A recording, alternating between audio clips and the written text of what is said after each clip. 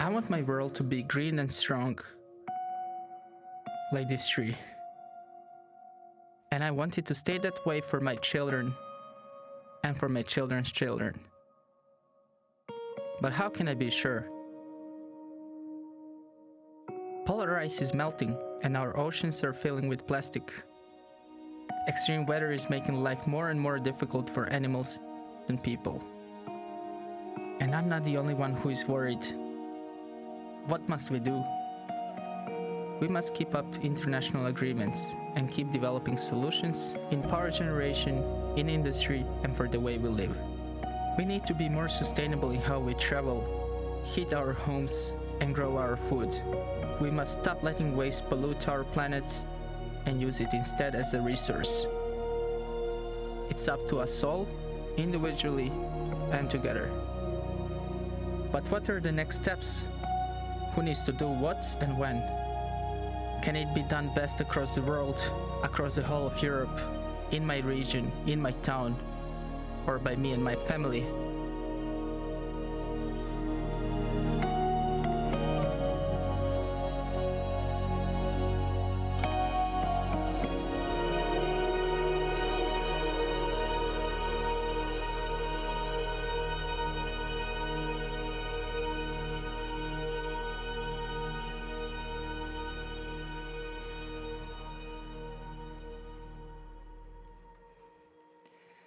It is my pleasure to announce today's debate on action to address climate change. Here to tell us more is our moderator, EPP Deputy Secretary General Christian Kramer.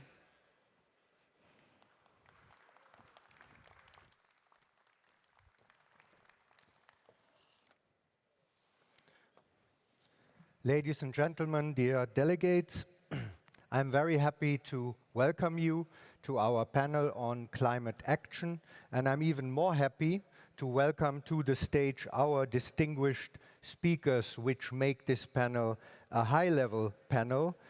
The Prime Minister of Greece, Kyriakos Mitsotakis,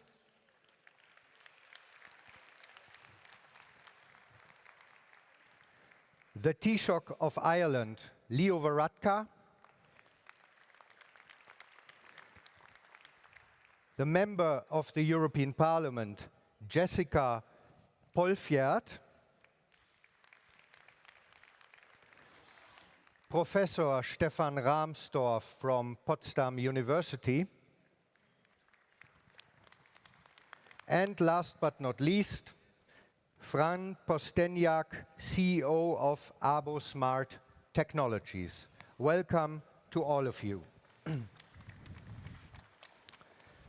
Ladies and gentlemen, climate change is a reality that concerns us all, and it is an immediate threat to life as we know it.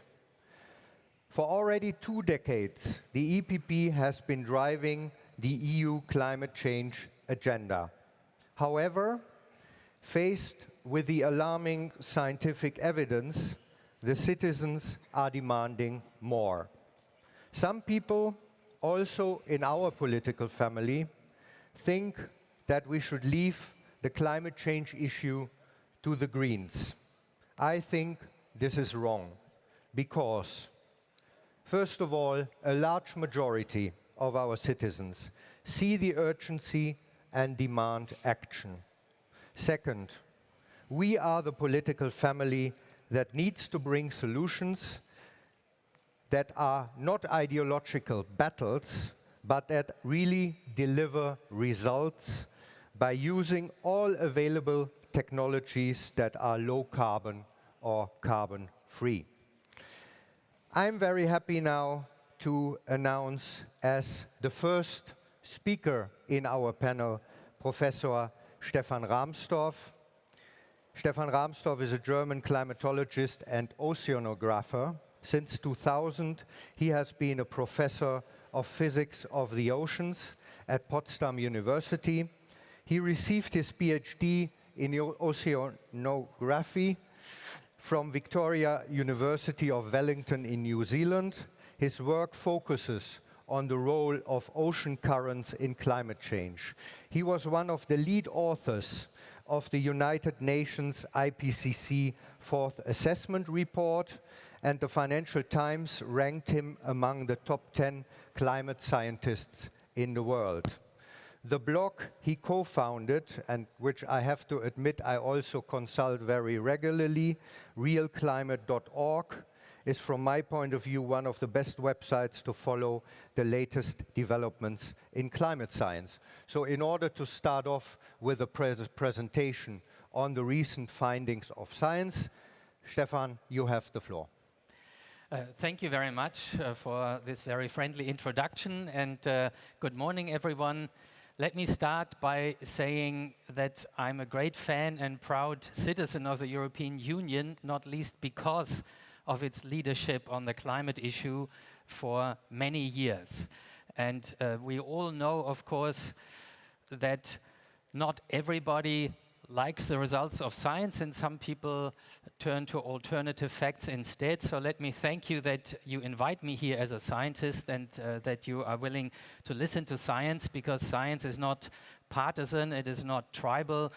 There is no green or blue physics and left or right science. Science applies the same consistent standards of evidence and logic to everything, no matter whether we like the results or don't like the results. And the method of science is simply the most successful way to get as close to the truth as we possibly can as humans. So what is the science telling us? Let me start by a famous curve, the Keeling curve, that shows how the carbon dioxide concentration in our atmosphere has increased. That measurement series was started in 1959. You can see the seasonal cycle there. It's the breathing in of the biosphere, mainly the northern forests, of CO2 in the seasons, and you see this exponential increase, which is entirely caused by human activities. There's no doubt about this. And you can also compare it now with the help of the ice cores in Antarctica, with the entire Holocene, the last 10,000 years. That's what we see here. And we have increased the amount of carbon dioxide in our atmosphere by about 45% since. Actually, we can go back even longer with the ice cores, about 1 million years, with other methods even much further, and we know that the carbon dioxide levels are now higher than any time in the past 3 million years of Earth history. Now on the top right you see a number there that says 2 watts per square meter of Earth's surface, so that is a heating rate caused by this increase in carbon dioxide, a gas that traps heat, which has been known since the 19th century and is continually measured, by the way, by a World Radiation Monitoring Network, by the World Meteorological Organization. And this heating rate of 2 watts per square meter is the reason why our planet is getting warmer and warmer. That's elementary physics, the first law of thermodynamics, energy conservation. If it gets hotter, the energy has to come from somewhere, and it can only come through what we call the radiation balance of our planet, a fact first understood in the early 19th century, by the way, by Fourier. And today we really understand this radiation balance and its changes. We measure them, so we know that it's the increase in greenhouse gases, mainly CO2, causing the warming. This is what the warming looks like. This is every stripe shows 1 year since 1880. I can add the actual more conventional view of these data to it. And you see that the Earth temperature has increased by about 1.1 degrees since the late 19th century. This warming actually has been predicted before it was observed. The first official expert panel for the President Lyndon B. Johnson in 1965 warned about the upcoming global warming due to our burning of fossil fuels and predicted the sea level rise and all these things that have since happened. And it was only 23 years later, in 1988, when the US climate scientist Jim Hansen famously stated in front of a Senate hearing in the United States that the long predicted global warming is now here. It can be observed. I was doing my PhD in New Zealand at this time, and I remember this very well because in the 80s, it still caused controversial discussions amongst climate scientists. The more conservative professors said, maybe Jim Henson is a bit far out on a limb, that he already says this now. But since then, with the ongoing global warming, there is no more doubts about the fact that we are observing exactly what has been predicted already since the 1960s. And by the way, not just by university climate scientists, but also by the scientists of Exxon, which is now, as you know, facing a legal battle over misleading the public on the facts that it actually knew. This is from the latest United States National Climate Assessment, and it's a concise summary of how the radiation balance of our planet has changed. And you can see that the human-caused changes are by far dominant. They dwarf the natural changes to the radiation balance. And these have not only been very small, but in fact slightly negative. So if anything, natural climate factors have slightly counteracted the global warming that we have been causing. We can now put this into a longer-term climate history context. Here you see the last 20,000 years, and that is a fruit of decades of paleoclimate research with ice cores, with sediment cores from all the world oceans. We have enough data now to form a meaningful global average temperature. And you see 20,000 years ago was the height of the last ice age. We warmed from that to the Holocene by about 4 degrees. And then since the mid-Holocene, 5,000 years ago, we have seen this very slow cooling trend, which would have continued. These are caused by the Earth orbital cycles, the so-called Milankovitch cycles. And we understand these now. We can reproduce them in our climate models. And this slow cooling would have continued if we had not been round the curve. And within 100 years, we have outdone more than 5,000 years of cooling there. And we are really catapulting ourselves out of the Holocene, which is the entire experience of the history of human civilization. We're moving into uncharted territories, and we are feeling the effects already. This is the map of the warming since the beginning of the 20th century, and you can see almost the entire globe has warmed, with one exception, the cooling in the subpolar North Atlantic, south of Greenland and Iceland. This has been predicted by climate models. It's a result of a slowdown of the Gulf Stream system in the northern Atlantic. Now, what we feel, of course, as humans is not the average annual temperature. We do feel the extremes much earlier, and we're already suffering from a lot of a massive increase, about a 5-fold increase in the number of record-breaking heat extremes in Europe. Example, 2003, we had 70,000 fatalities across Europe. And the hottest summers in Europe since the year 1500 have been 2018, 2010, 2003, 2016, and 2002. It's obvious that this is not some random statistics, but this is a systematic effect of global warming. We're also suffering from increasing drought. I've been telling this for at least 15 years, that the models predict increasing drought problems in the Mediterranean region, and these are happening. This is observational data that show the decline in rainfall. And note that, for example, Syria has been strongly affected by this. It has actually gone through the worst drought in its history, and according to sediment data, the worst in at least 900 years. In the years before the outbreak of the protests there, and you all know what happened after that. And many people, serious scientific studies, link that to the massive drought problems, 1.5 million interior refugees in Syria, and so on. On the opposite side, we have increased extreme rainfall. There's also simple physics behind that. A warm atmosphere can hold more moisture. I just remind you of the flooding 2013 across Europe. 7 countries had massive flooding problems. 2014 here, we had massive flooding of the Sava River. We've actually published a case study on that a few years ago. And this data curve shows that the amount of record-breaking rainfall events is indeed increasing worldwide as predicted.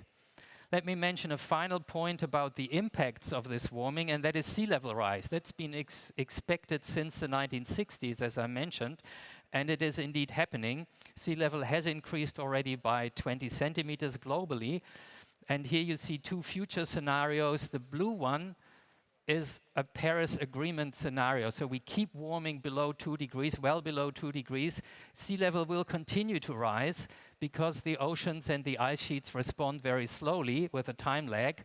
So all we can achieve now by stopping global warming is to stop a further acceleration of the sea level rise, as it would happen in this business as usual scenario, the red one. And the latest IPCC special report on the oceans and the ice sheets has concluded that if we fulfill the Paris Agreement, we can limit global sea level rise in the next 300 years to 1 meter. If we don't, if we continue business as usual, we have already 4 meters of global sea level rise by the year 2300, and we will have abandoned a lot of big coastal cities by then and lost entire island nations.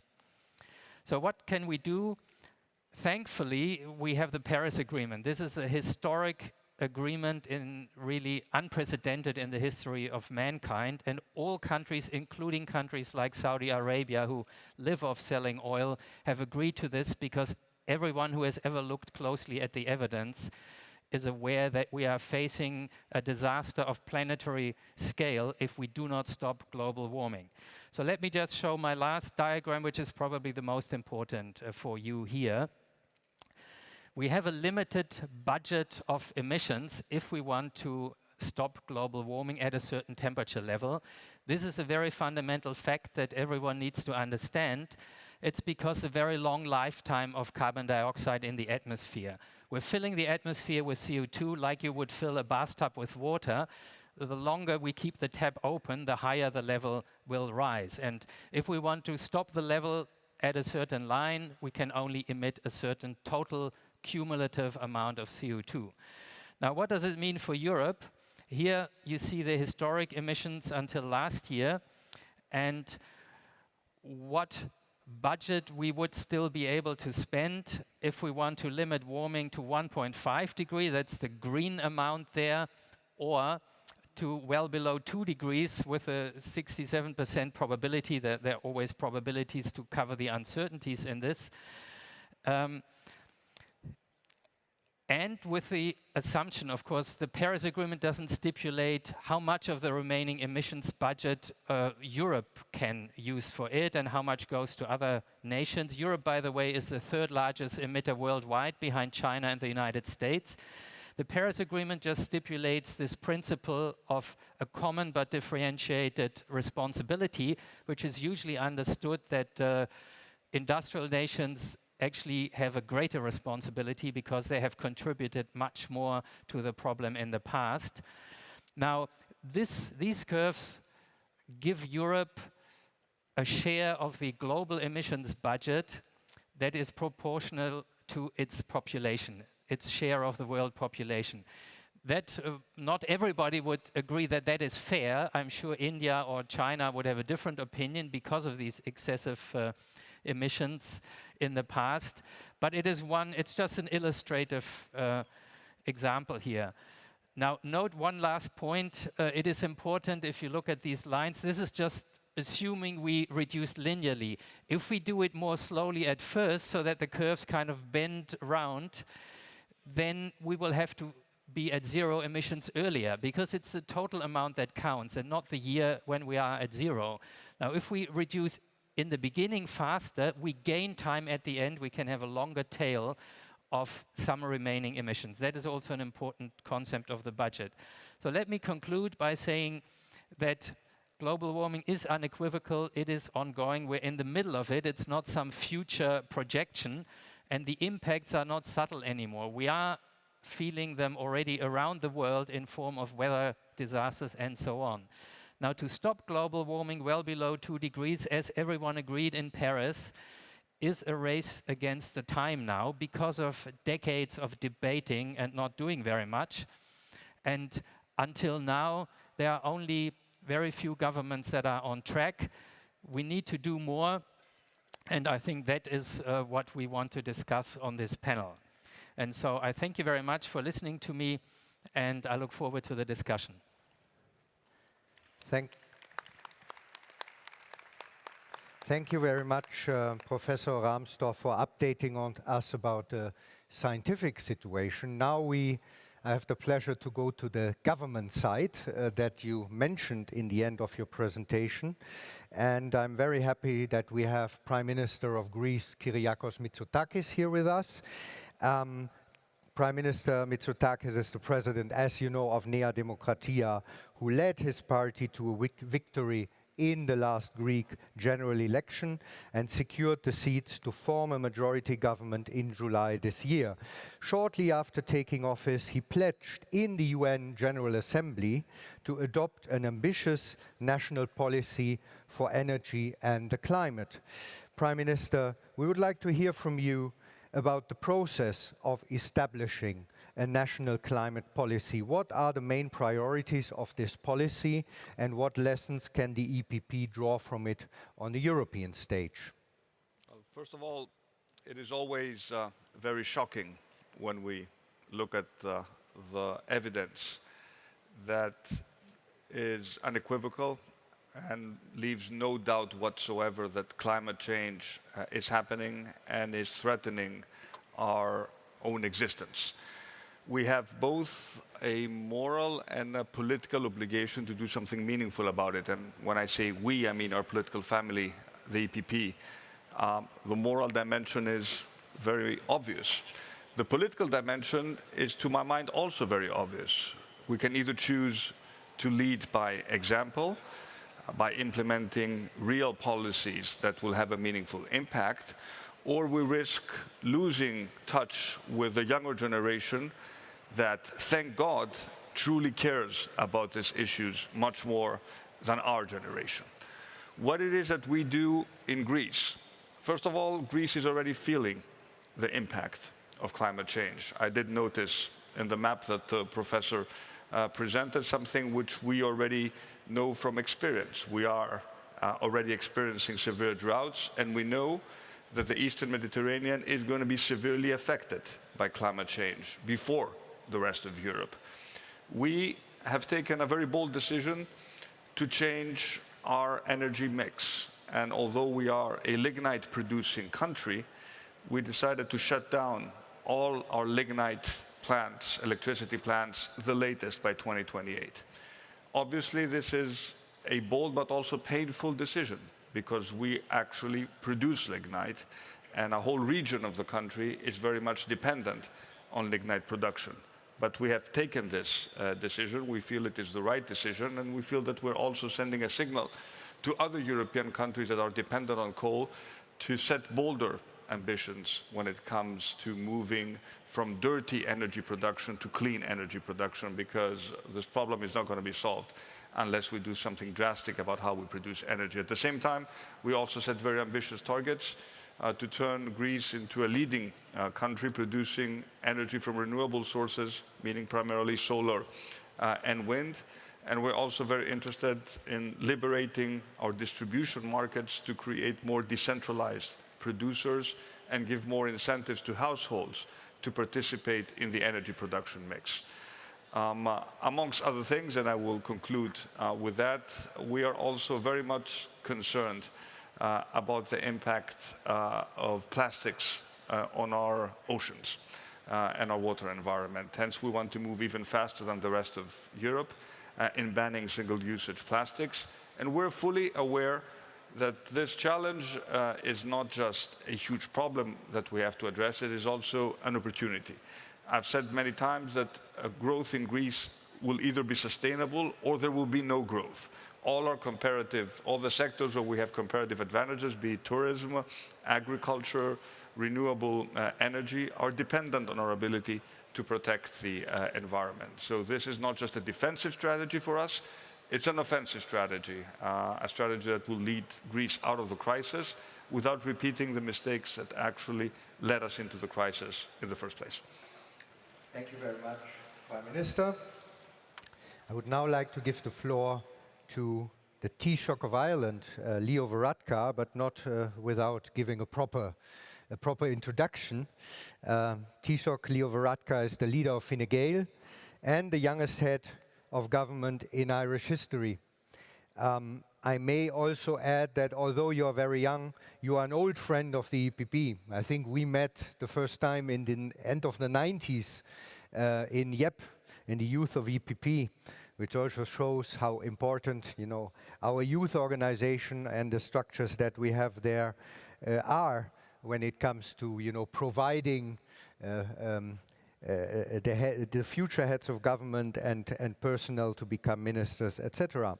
Upon becoming Taoiseach, he identified climate action as one of his priorities, and he delivered on this promise in June with the launch of Ireland's ambitious climate action plan. And this morning, we'll say a few words about how he went about building a political consensus for change. So we would be keen to learn from you about Ireland's experience with the transition towards a low-carbon economy and your main goals on this for the future. Please, Taoiseach, you have the floor. Thank you. Thanks, Christian. First of all, I want to say how pleased I am that we're having this discussion and that we've made environmental issues one of the main themes of this Congress, because it is so important for our voters and our supporters, particularly the younger generation. And Christian mentioned that we first met through YEP, through Youth EPP, and I actually remember the very first seminar that I attended representing Young Fine Gael at YEP, and that was a seminar on sustainable development in Winterthur in Switzerland. So I think what was said earlier is absolutely right. We shouldn't allow people to think that environmental issues or green issues are just for the Green Party. We were talking about these things as late as as long ago as the 1990s. EPP governments were crucial in securing agreement on the Kyoto Protocol and also the Paris Agreement after that. And we were crucial as well in putting together things like the emission trading system here in Europe. So we need to own this as an issue that's important to us politically as well. And I also think that Europe, as it enters its next phase, needs to have a purpose. The older generation, people older than most of us around the table, instinctively understood that Europe was a good idea because it was the mechanism by which we ended war on our continent and brought peace to Europe. For those of us who are maybe a little bit middle-aged now, we've instinctively understood that Europe was a good idea because it was part of the battle against communism, defeating communism in Eastern and Central Europe, bringing democracy, the social market economy, freedom and prosperity to all parts of Europe. But for younger people in their teens and their 20s, those are things they see on TV. They're historic now. And I think what we need to do for Europe is to make sure that we have a new purpose into the future. And to me, that has to be dealing with those global challenges that no individual member state, no government, no nation state could possibly deal with. And climate has to be first among those, but also issues like security as well, and international development and managing migration. And what we try to do in Ireland, to the extent that's possible, is to build a political consensus in favour of climate action. Because we know what happened in other countries, Australia, where the government there essentially won the election opposing carbon taxes. We saw what happened in France with the Gilets jaunes. So we need to bring people with us. And that's often where centre-right parties can be strongest, because we shouldn't try to outgreen the Greens. We shouldn't try to be the new radicals. But we do know that we can be the kind of political force that brings the people with us, the centre ground with us, agricultural communities, rural communities, industry as well. And that's our real strength, is actually getting things done, because as a political movement, we can bring the centre with us.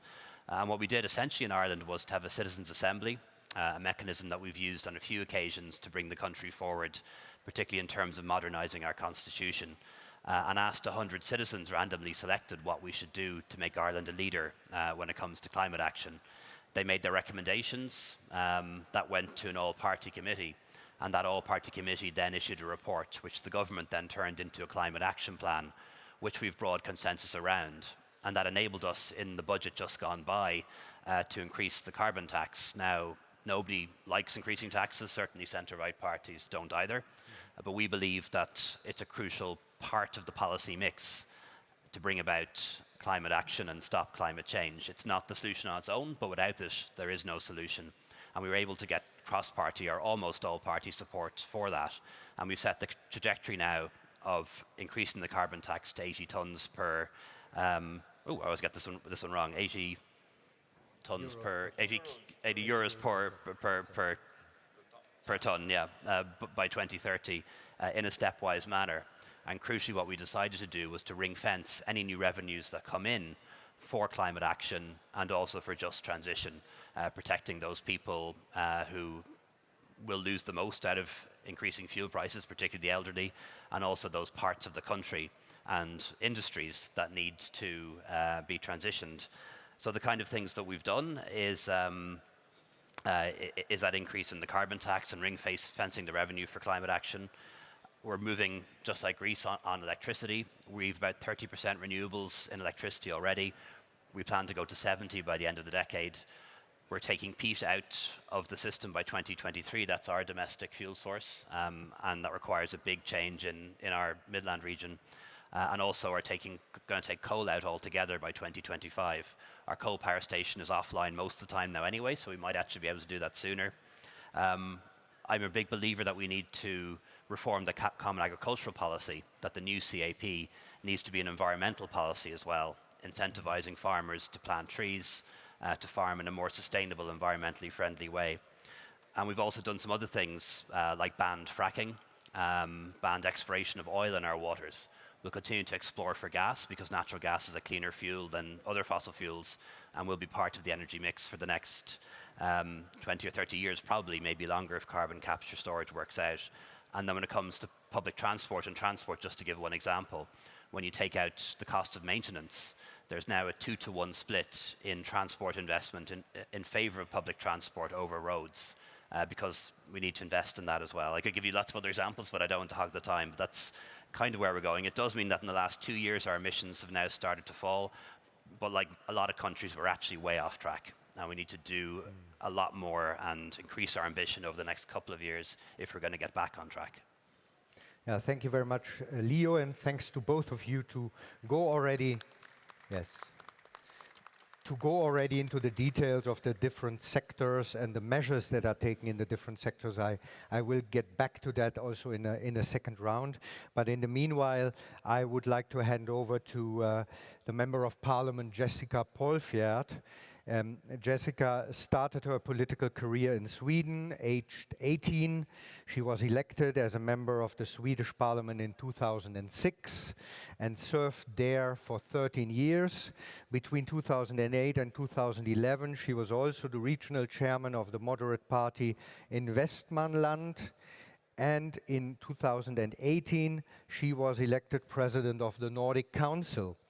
In 2019, she became a member of the European Parliament. She is the EPP Group Vice Coordinator in the Environment Committee and a substitute member on the Committee of Economic Affairs.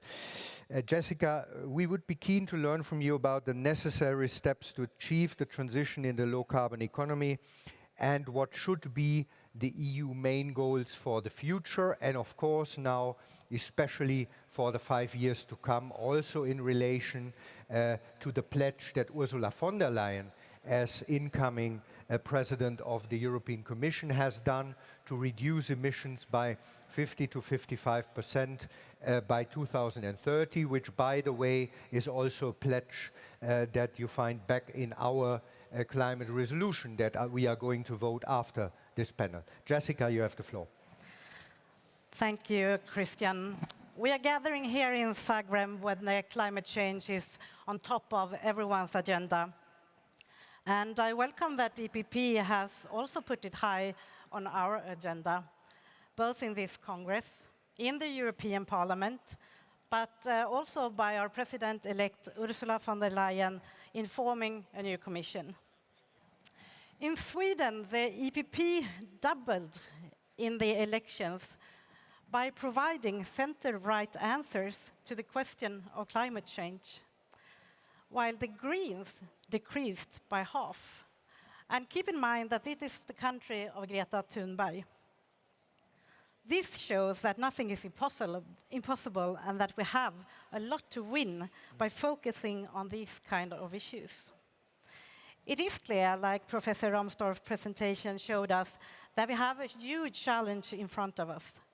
And the positive thing is, like both Prime Minister Mitsotakis and Taoiseach Varadkar have told us, that European countries are willing to take the lead in this transition. And we all know that charity starts at home. But of course, member states cannot do this on their own. And we know that emissions know no borders, and that we have to cooperate to reach the most possible output. We also know that we have the EU that combines us, that can take these measures into political arguments and political point of views where the EPP plays a key role. And we stand out. I think the EPP stands out to the other political groups in the European Parliament. Other groups are just focusing on setting as high targets as possible, no matter the consequences or whether it's actually reachable. When we in the EPP realize that if we want to make a long-lasting change, we have to cut emissions while at the same time maintaining our competitiveness and economic growth. For the EPP, this means creating the right incentives for citizens and businesses to reduce their emissions, while at the same time investing in research and development of new technologies and innovations. Trusting that businesses are the part of the solution, not like many of our colleagues from the other groups, who rather see the private sector as a problem that has to be controlled and their products have to be banned. I will give you an example from Sweden. It's a joint venture which we call the Hybrid, that aims to create the world's first fossil-free steel-making technology that will have virtually no carbon footprint. This is an enormous undertaking, but if successful, it will be possible to reduce Sweden's emission in CO2 by 10%, and for Finland, 7%. I believe that one of the spokespersons for the Hybrid project said it best when he said, "I think the only choice we have is to be a little bit crazy if we want to solve the climate challenge." And as you all know, we have enough craziness in the European Parliament, and that comes from the other groups. However, I think that we have to let businesses be a bit crazy, take risks, and dare to try new things. Therefore, an important role for the politics and for the EPP is to make it easier to secure relevant EU support for green investments by simplifying regulations and cutting red tape. To reach a carbon-neutral EU by 2050, a lot more has to be done, especially if we also want to cut emissions by at least 50% by 2030. To reach these climate goals, EU needs to do more in all areas, especially in energy, transport, and industry. The EPP has a lot of suggestions in all of these areas, and I don't think that we have to be shy to really put them on the table. I would, though, touch upon two, which I find more important than others. And the first one is regarding the best mechanism we currently have, the EU ETS, which we in the EPP especially like since it's market-based. And we think that we have to develop this kind of system further, and by also bringing in more sectors, by helping others, and also have a possibility to connect others to this system as well. And the second one is regarding energy, where the transition to clean energy has to be accelerated, both to help European industry in their transition and from a geopolitical security standpoint. Every member state has its own energy mix. But a lesson learned from Sweden is that nuclear power has been key for our transition. The more clean energy we have, the more we benefit from better interconnection capacities between member states in the EU, which we really want from the EPP. Going forward, the EPP group will continue to be the voice of reason, to stand up for growth-friendly and science-based policy making that cuts emissions while still creating jobs and economic growth. Thank you. Thank you very much, Jessica. I feel a little bit like a moderator in a private TV station now because I was asked to announce a short commercial break. So we get back to you in just a minute.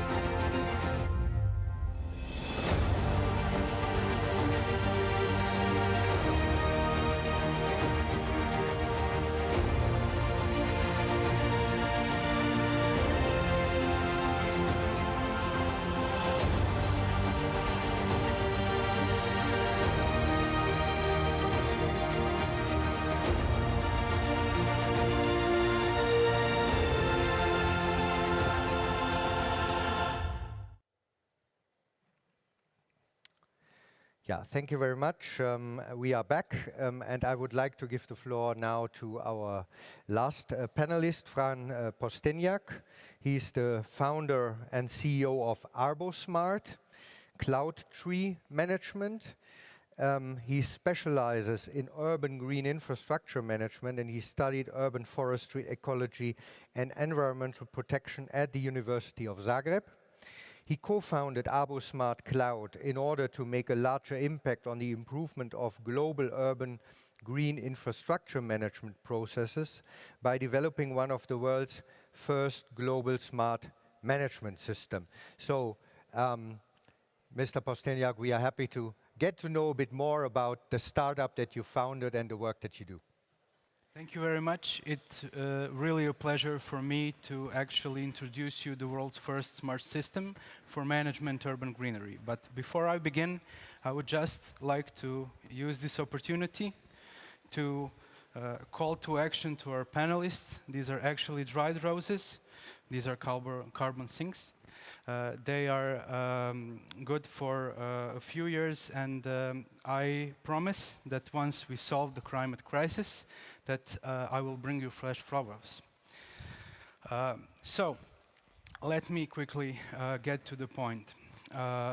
Actually, solving climate crisis is one of the missions of the company that we have, and this is something that we work on because we want to give our technical knowledge to the communities that we work with, and with that we want to ensure that every citizen in urban future is not only surviving in the cities but also is thriving over there and is happy to live in an urban environment. I have co-founded ArboSmart Technologies with a mean to actually improve the management of urban green infrastructure. And this is very important because this is the only infrastructure, if it's managed properly, it actually appreciates in value over time.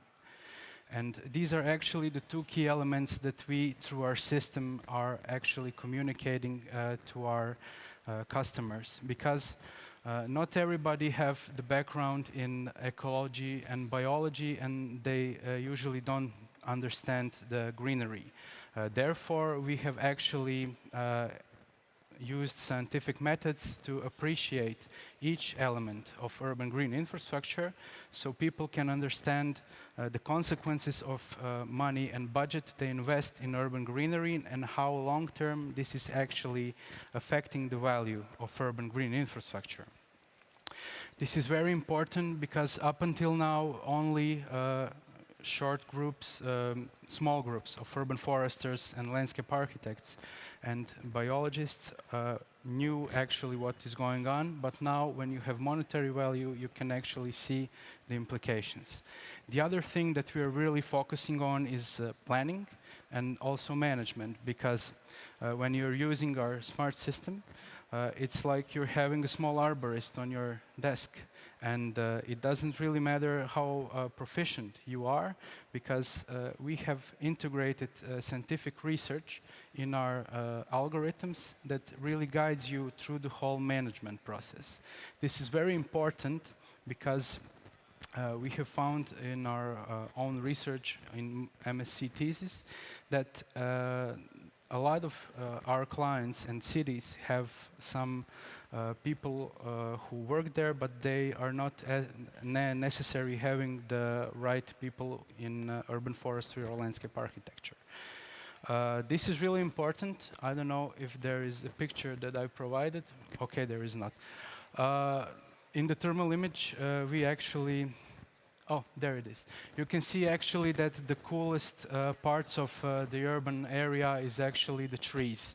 And this is where we need to focus if we want to offset carbon emissions in management of urban green infrastructure. There are tons of evidence, scientific, that has been done and that are proving that only planned and managed urban green infrastructure are actually productive in the sense that every euro that you actually give to maintenance and planning, you can have 20 to 30% of that amount back. But also there are studies when this is not done correctly, you're actively losing money and actually you are having a bigger carbon footprint from your urban green infrastructure. So it's crucial to say that we are here to guide you, and we are offering the solution that actually is good for not only local level and to regional level. And let me conclude my short presentation that climate change is a natural process that is actually enhanced by human activities. Everything that we do or don't do counts, for better or for worse. We have given you the tool, but it's up to you as a big party and a partner to actually help implement these solutions on local and regional levels for the urban green infrastructure management. Thank you. Thank you very much. Thank you very much, and wish you all the best also with your company. I would just like to, I know that we have very limited time left, but we started with science, and I would like to briefly get back also to the scientific side and this whole question of why there is urgency now, and also why the 2 degrees, or now rather the 1.5 degree goal has been set, because many people don't understand, or many people see climate change as probably a linear process, but it is not a linear process. And I would like to ask Professor Ramstorff very briefly, maybe like in 2 minutes, to explain why it is not a linear process. Yes, there are indeed parts of the climate system that respond in a very non-linear way, and they have critical points where a massive and irreversible change sets in. And a simple everyday example is if I push this glass here in this direction away from me, for a long time very little happens, but when it reaches this critical point here, I won't do it, don't worry, it will fall down and crash. And we know that, for example, the big ice sheets in Greenland and Western Antarctica are such systems that have a critical threshold that's been warned about since the 1970s. And we are moving towards these thresholds, which will lead to the complete loss of these ice sheets in the longer run, which will become simply unstoppable. And Greenland means 7 meters of global sea level rise, West Antarctica another 3 meters of global sea level rise. In total, we have about 65 meters worth of sea level rise in the form of ice lying on the continents on Earth right now. Another system is the Gulf Stream system, which has such a critical point where it breaks down, and the IPCC has just this year for the first time acknowledged that the Gulf Stream system is actually slowing down. The monsoon is another system that is highly nonlinear. The Amazon rainforest has a tipping point where it will simply dry up or maybe go up in flames. And there are various other tipping points. And we should really do our utmost to avoid hitting these critical thresholds. People used to think they are at 5 degrees or so, but more recent evidence in recent years has shown that even between 1.5 and 2 degrees, we can pass some of these critical thresholds, for example, for the Greenland ice sheet. And in fact, in 1 week today, we have an article in the science magazine Nature, which will give an update on the risk of crossing these tipping points. Thank you very much, Professor Ramsdorff, for clarifying this. And I would like to just, to conclude this panel, just briefly would like to go back to our two prime ministers here on stage and ask Prime Minister Mitsotakis to briefly advertise a bit the conference that is announced for next year, the high-level conference in 2020 for the protection of the cultural natural heritage from the repercussions of climate change. What are you expecting from this conference that's going to take place next year in Athens? We're trying to raise awareness on one aspect of climate change, which in our mind has been very much underappreciated, and that is the impact of climate change on our cultural heritage. And we're hosting a high-level meeting in Athens next year, not just to raise awareness, but to come up with some concrete steps and an action plan on how we can safeguard our cultural heritage. Many of our monuments, which have survived for thousands of years, are under risk from climate change. We don't really understand the process. We don't even have a proper repository. Nothing has been done on this in this aspect. I understand that other issues may appear more urgent, but we feel we have a natural obligation to make sure that we study and understand this process in much more detail, and that is the purpose of our high-level meeting. Thank you very much, Prime Minister. And then lastly, to Taoiseach Leo Varadkar, you have already described a number of the measures, especially in electricity generation, that Ireland is going to take in the years to come. What is the potential that you see also in energy efficiency measures like insulation of homes, efficiency measures in transport? So what is the share that energy efficiency is going to take in your plans? Well, as part of our plans under our new building regulations, almost all new buildings have to be near zero energy buildings, or near zero emissions buildings. And then behind that, we have a really big program to retrofit social housing and also to retrofit public buildings so they're properly insulated. But when we look at the cost of that, it's absolutely phenomenal. We're a small country, and we've estimated that the cost of retrofitting all homes will be something like 50 billion, which of course a government could not afford. So I think we're going to need to find some smart funding mechanisms. And that's where the European Investment Bank, I think, could be very useful in helping us to find those mechanisms to allow people to upgrade and insulate their homes and then pay that back over a long period of time with the savings they've made from their energy bills. And those models do exist, and EIB, I think, has a role to play there. But I think more and more, you know, where we've a role to play is to try and move the whole debate around climate away from anxiety and fear towards action and opportunity. And in my view, if we get climate action right, we can actually deliver a lot of benefits from it. It's not just about stabilizing the climate, which is the most important thing. It's also about cleaner air. It's also about warmer homes. It's about shorter commutes. And it's also about creating the jobs and industries of the future. So if we get this right, we can turn a potential catastrophe into something that's an opportunity for a better economy and a better society. Thank you very much, Leo. I think those are excellent closing words. And as we are also a bit under time pressure, I would like to conclude this panel. I think we all recognize that this is a very complex topic that needs to cover all areas. So we could have certainly gone on for another hour or two.